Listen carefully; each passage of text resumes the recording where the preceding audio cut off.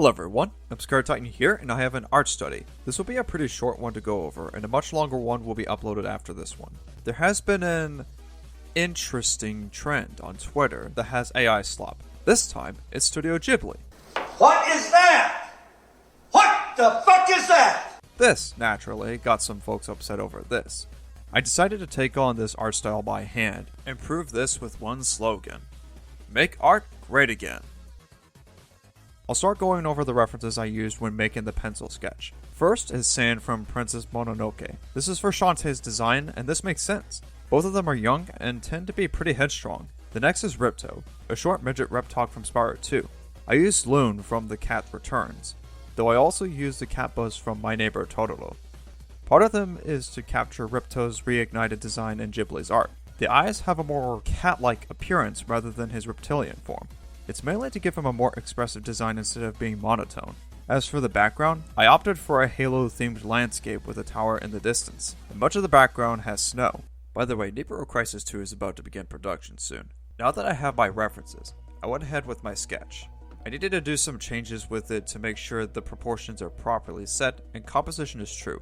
After the sketch is done, I took it to Krita and began doing the line work. Something to keep in mind is that I use both Krita and Affinity Photo. You'll see why in a bit. But I would work on the line art on the sketch. I play with different brush sizes to get in tune with Ghibli's art style and polishing them further. Since Shantae and Ripto are the most important parts of the sketch, the landscape did not get as much detail. However, they are just fine.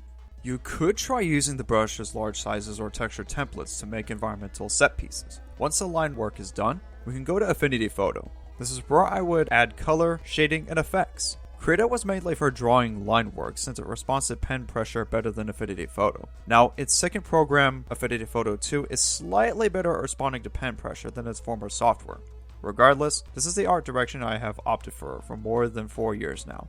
I went with shading first, since this would be the longest and hardest part of the art process. It all stems to the light source, which is often used to tell where shadows would appear. After the shading is done, I did color and visual effects for characters and landscape. They take less time, which in hindsight is the best way to complete an art piece despite being out of order more than half the time. In addition, I added filters which can be cool or warm depending on reference. Since this is a snowy landscape, I naturally opted for blue to add either a light or dark blend mode. Now the art piece is done. It took me 1 hour and 16 minutes, with another hour to add in a total of 2.5 hours if drawing the sketch on paper counts. The thing is, art should be made with heart and dedication. The AI Slop should not have to be the future of the medium regardless of what some higher-ups in the industry will tell you. I did a semi-series showing off my work-in-progress pieces that end up being complete. Do you do speed paints? How have they helped you? What got you into drawing? Feel free to comment about the AI Slop and why it's important to draw as a human, not a robot. Hope you find this video insightful and have a great one. Over and out.